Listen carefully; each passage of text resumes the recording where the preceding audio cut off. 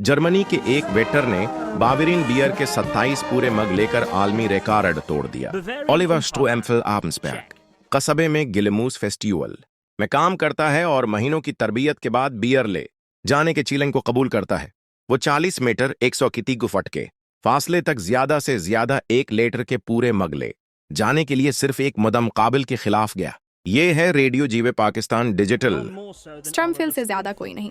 वो दरहकीकत एक आलमी रिकॉर्ड तोड़ना चाहता है। जितने मग बियर या मास्क खरोगड़ ले सकते हैं, इस बियर फेस्टिवल में यहाँ करना खास है।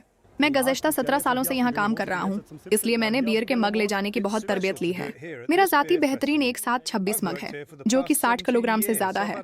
आपको जम जाकर तरबियत की हमायत करनी होगी, खास तौर पर सर्दियों में जब आपको बियर के मग ले जाने में ज़्यादा वक्त नहीं मिलता है। और यही आपको करना है।